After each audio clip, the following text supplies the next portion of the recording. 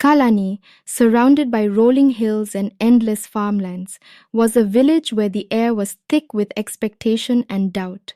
Anna, the wife of Tali, had been pregnant for an unprecedented 700 days. The villagers whispered among themselves, debating whether this was a divine blessing or an ominous curse. Children would stop their play to stare as Anna walked past, her belly unnaturally extended. Despite the constant talk, Anna carried her burden with an otherworldly grace. She was often found in the temple, hands gently resting on her belly, eyes closed in solemn prayer.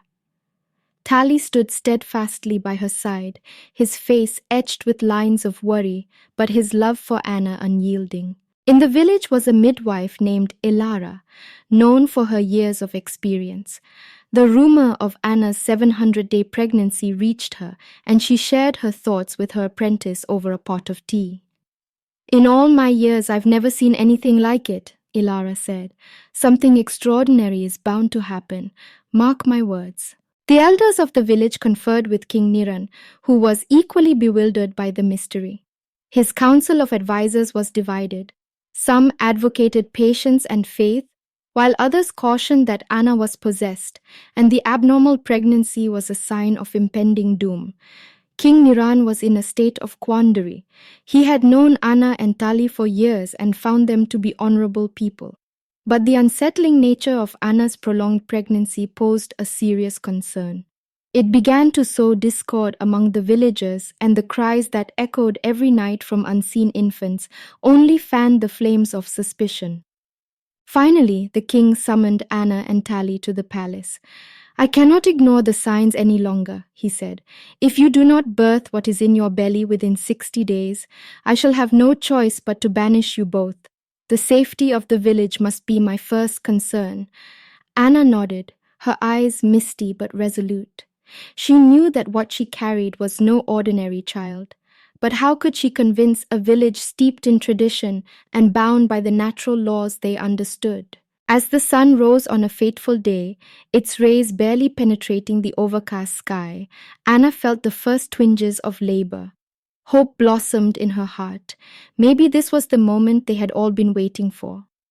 Tali, his face filled with a mixture of anticipation and anxiety, prepared the car to take Anna to Ilara's home, where the midwives were readying themselves for a birth unlike any other.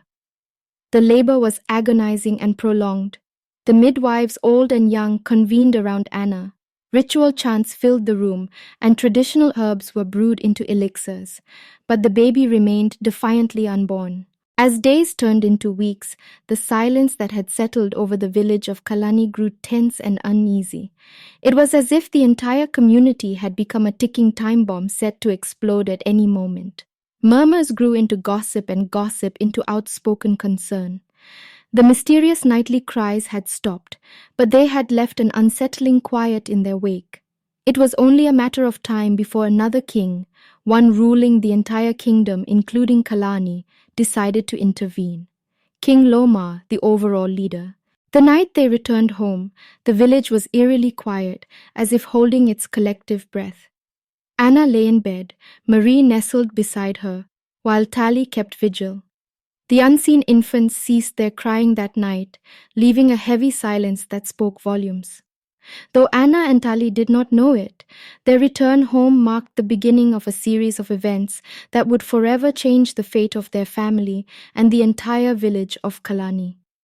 The countdown had begun, and with each passing day, the stakes grew higher, both for the family and for a village teetering on the edge of profound change.